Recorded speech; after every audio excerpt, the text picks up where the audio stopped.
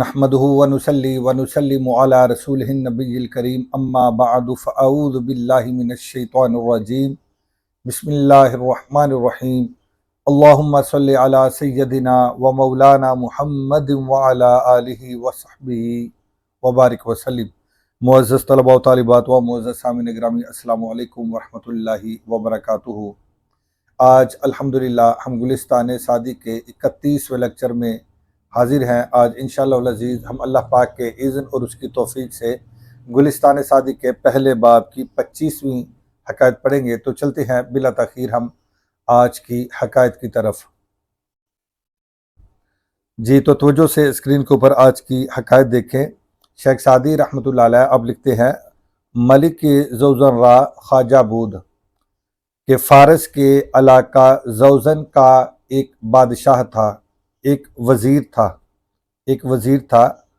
ملک زوزن را خواجہ بود، فارس کے علاقہ زوزن کے بادشاہ کا ایک وزیر تھا، کریم النفس، نیک محضر، جو نہایت شریف اور نیک طبیعت کا مالک تھا۔ زوزن کے یعنی فارس کے علاقہ زوزن کے بادشاہ کا ایک وزیر تھا جو نہایت شریف النفس تھا اور انتہائی نیک طبیعت کا مالک تھا، کہ ہم گناہ در مواجہ حرمت داشتے و در غیبت نیکو گفتے، کہ جو بھی اس کو ملتا تو وہ اس کے سامنے اس سے بڑی عزت کے ساتھ، بڑی تکریم کے ساتھ پیش آتا، خندہ پیشانی سے پیش آتا، و در غیبت نیکو گفتے، اور جب وہ چلا جاتا یا اس کی غیبت میں بھی یعنی اس کی پیٹھ پیچھے بھی اس کی تعریف بیان کرتا، اس کو اچھے الفاظ سے یاد کرتا، یعنی ان کی برائی نہ کرتا۔ جب وہ سامنے آ جاتے پھر بھی ان کو عزت دیتا، ان کی تعظیم کرتا، توقیر کرتا، خندہ پیشانی سے اور حسن سلوک کے ساتھ ان کے ساتھ پیش آتا، اور جب وہ چلے جاتے یا ان کی عدم موجودگی میں بھی ان کی تعریف کرتا۔ اتفاقاً ازو حرکت در نظر ملک ناپسند آمد، ایک دفعہ ایسا ہوا کہ اچانک بادشاہ کو اس وزیر کی کوئی حرکت ناپسند آئی، اس کو بری معلوم ہوئی، مصادرت فرمود و عقوبت کر، تو بادشاہ نے اس کو جرمانہ کر دیا اور اس کو سزا کر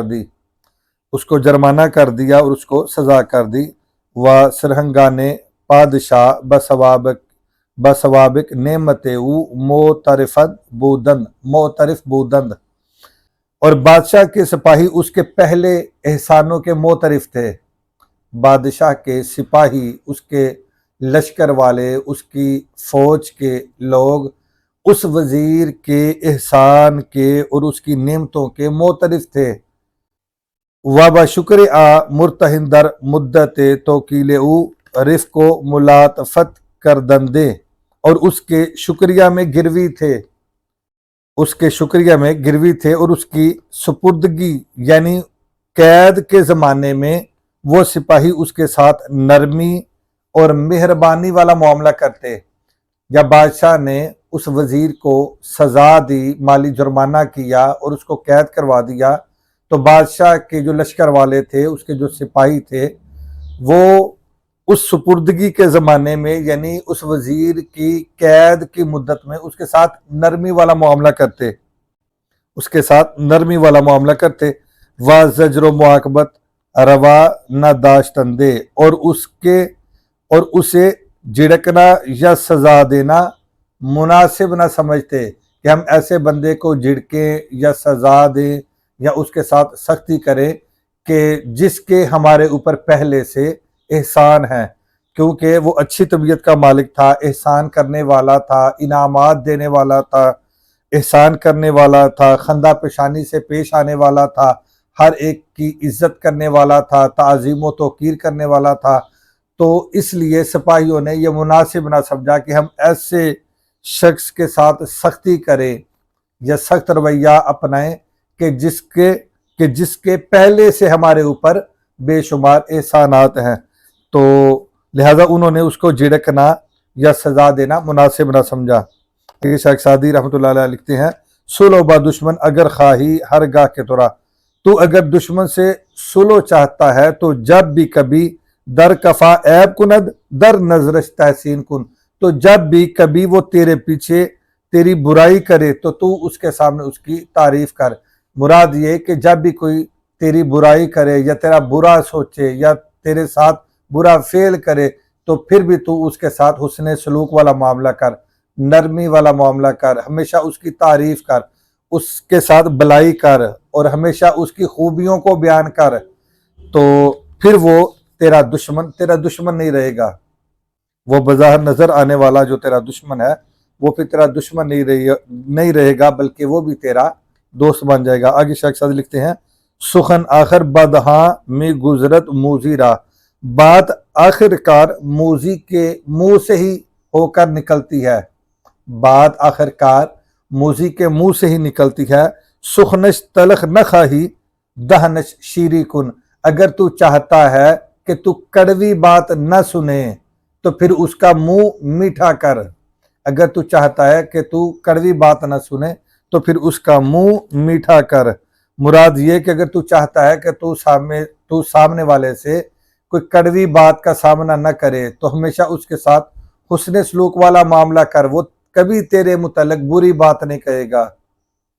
اگر تو اس کے ساتھ خندہ پیشانی سے پیش آتا ہے، احسان والا معاملہ کرتا ہے اور اس کے اوپر تیرے بے شمار احسانات ہیں تو وہ کبھی بھی تجھ سے تلخ بات نہیں کرے گا، کڑوی بات نہیں کرے گا، دل آزاری والی بات نہیں کرے گا، دل کو تکلیف دینے والی بات وہ نہیں کرے گا. تو یہی ہے مراد اس سے کہ سخنش تلخ نہ خواہی دہنش شیری کن. اگر تو اس کے منہ سے کڑوی بات نہیں سننا چاہتا تو پھر تو اس کا منہ میٹھا کر. مراد یہ کہ تو اپنے اعمال درست کر. آنچے خطاب ملک بود.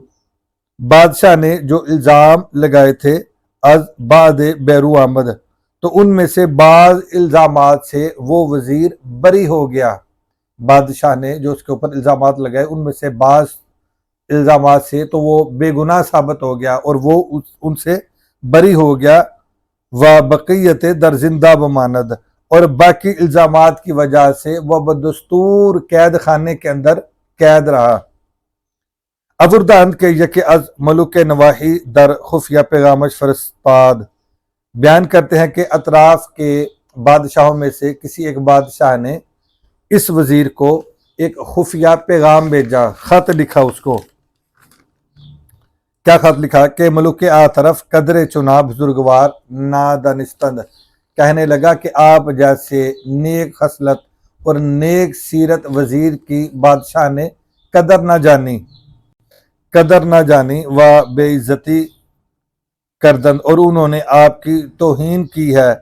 اگر رائے عزیز فلاں احسن اللہ خلاصہ، اگر فلاں عزیز یعنی آپ کی رائے، اور آگے دعائیہ جملہ لکھا کہ اللہ آپ کو بہتر رہائی دے. کہنے لگا بجانب ما التفات کند، یعنی اگر آپ ہماری طرف متوجہ ہوں در رعایت خاطرش ہر چے تمام ترسائی کردائد، تو آپ کی خوشی کی خاطر ہر ممکن کوشش کی جائے گی. یعنی آپ کی رہائی کے لیے کوشش کی جائے گی اور آپ کو رہا کروا کے ہم اپنے پاس اپنے وطن میں رکھنے کے لیے تیار ہے اور آپ کو ہر قسم کی عزت دی جائے گی. تو یہ ہے مراد کہ در رعایت خاطرش ہر چیز تمام طرح سائی کردہ، تو آپ کی خوشی کی خاطر ہر ممکن کوشش کی جائے گی. و یعنی ای مملکت بدیدار او مفتقرند، اور یہاں کے لوگ یعنی ہماری سلطنت کے لوگ اور یہاں کے وزراء آپ کے دیدار کے مشتاق ہیں اور آپ کے دیدار کے وہ خواہش مند ہیں. وہ جواب ای حروف را منتظر، اور اس خط کے جواب کے وہ منتظر ہیں. تو چونکہ میں نے آپ کو یہ خط لکھ دیا تو اب آپ کی طرف سے ہم جواب کے منتظر ہیں. خواجہ چو بری وقوف یافت، تو وزیر کو جب یہ خط ملا از خطر اندیشید، تو اس وزیر نے خطرہ محسوس کیا، اس وزیر نے اپنے لیے خطرہ محسوس کیا. در حال جواب مختصر، تو فوراً ایسا مختصر جواب لکھا کہ اگر برملا افتد فتنہ نہ باشد، اور ایسا مختصر جواب لکھا کہ اگر وہ خط ظاہر ہو جائے اور اس بادشاہ کے علم میں آ جائے تو کسی قسم کا کوئی فتنہ بپا نہ ہو، کوئی فتنہ پیدا نہ ہو۔ ایسا مختصر جواب لکھا کہ اگر برملا افتد فتنہ نہ باشد، کہ اگر وہ ظاہر ہو جائے وہ خط اور وہ اس کا جواب، تو کسی قسم کا کوئی فتنہ پیدا نہ ہو۔ برکفائے ورک نوشت و روا کرد، اسی خط کی پشت پر اس وزیر نے جواب تحریر کیا اور اس خط کو روانہ کر دیا۔ یکے از متعلقان کے بری واقف بود، متعلقین میں سے ایک شخص ایسا تھا کہ جو اس سارے معاملے سے واقف تھا، اس خط والے معاملے سے بھی واقف تھا اور آگاہ تھا۔ ملک را اعلام کا، اس نے بادشاہ کو جا کے تمام کا تمام ماجرا سنا دیا اور ساری بات بیان کر دی کہ اطراف کے بادشاہوں میں سے کسی ایک نے اس کو خط لکھا ہے اس وزیر کو۔ ملک را اعلام کر، بادشاہ کو اس نے اطلاع کر دی کہ فلاں را کے حبس فرمودہ ہی، کہ فلاں وزیر کہ جس کو آپ نے قید کیا ہوا ہے، باملوک نواحی مراسلت دارد، تو وہ اطراف کے بادشاہوں سے خط و کتابت رکھتا ہے، رابطہ رکھتا ہے۔ ملک بہم برآمد، تو بادشاہ کو بہت غصہ آیا۔ و کشف ای خبر فرمود، اور اس خبر کی تحقیق کا حکم دے دیا کہ اس کی چھان بین کرو، اس خبر کی تحقیق کرو۔ قاصد را بگرفتن، تو لوگوں نے قاصد کو پکڑ لیا، قاصد پکڑا گیا۔ و رسالت برخاندن بنشتابود، اور خط کو پڑھا تو اس میں لکھا ہوا تھا، کیا لکھا ہوا تھا کہ حسن ظن بزرگاہ بیش از فضیلت ماست، اس وزیر نے اس خط کی پشت پر لکھا ہوا تھا کہ بزرگوں کا حسن ظن ہماری فضیلت سے زیادہ ہے۔ مراد یہ کہ چونکہ انہوں نے تعریف کی اس وزیر کی، تو وزیر نے آگے جواباً لکھا کہ آپ بزرگ ہیں، آپ بڑے ہیں، تو آپ کا حسن ظن میری فضیلت سے زیادہ ہے۔ مراد یہ کہ میں ادنا شخص ہوں لیکن آپ میرے متعلق حسن ظن زیادہ رکھتے ہیں۔ تشریف قبول کے فرمودن، اور دعوت قبول کرنے کی جو آپ نے نوازش فرمائی ہے کہ میں آپ کی دعوت قبول کروں اور آپ کے وطن میں آ کے بسیرا کروں۔ کہنے لگے کہ بندہ را اجابت یا نیست، تو میرے لیے اس دعوت کو قبول کرنا ممکن نہیں ہے، میں اس دعوت کو قبول نہیں کر سکتا۔ وجہ کیوں نہیں کر سکتا؟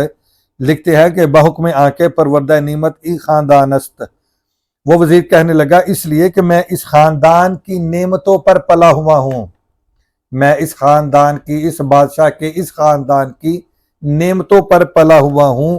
باندک مائے تغیر خاطرے، اور طبیعت کی معمولی سی رنجش کی وجہ سے با ولی نعمت قدیم بے وفائی نتواں کرد، تو کہنے لگا کہ احسان کرنے والے قدیم آقا سے میں بے وفائی نہیں کر سکتا، یعنی حالات کی تھوڑی سی تبدیلی ہے اور طبیعت کی معمولی سی رنجش ہے، تو اس کی وجہ سے میں اپنے قدیم آقا سے بے وفائی نہیں کر سکتا، کیونکہ میں اس خاندان کی نعمتوں پر پلا ہوا ہوں اور اسی خاندان کی نعمتوں کا میں پروردہ ہوں۔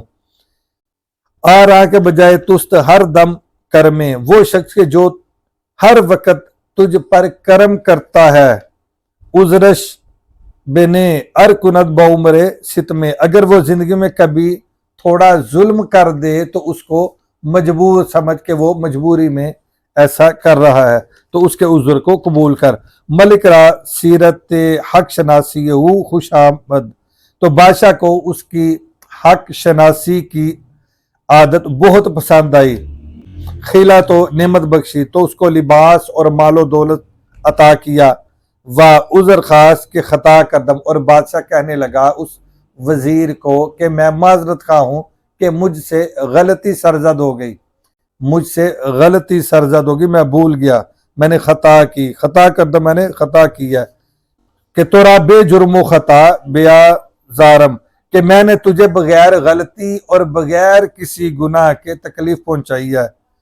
گفت اے خداوند بندہ دری حالت مر خداوند را خطائے نمی بیند، تو وہ کہنے لگا کہ اے آقا نعمت، بندہ اس حالت میں آقا کی کوئی غلطی نہیں دیکھتا، بلے تقدیر خداوند تعالی چنی بود، بلکہ اللہ تعالیٰ کا حکم ہی یہی تھا، اللہ کا حکم ہی یہی تھا کہ مر ای بندہ را مکروہ رسد، کہ اس بندے کو تکلیف پہنچے، پس بدستے تو اولا تر، बस इस तकलीफ का पहुंचना आपके हाथ से ही बेहतर था, आपके हाथ से ही बेहतर था कि इस बंदे को आपके हाथों से तकलीफ पहुंचे कि हकूक के सवाब के नेमत बड़ी बंदादारी व अयादी मिन्नत, इसलिए कि पहली नेमतों के हकूक और एहसानात इस बंदे पर आप ही रखते हैं, इसलिए कि आप ही के हुकूक हैं और आप ही के एहसानात है इस बंदे पर, इसलिए आप ही ज्यादा हक रखते थे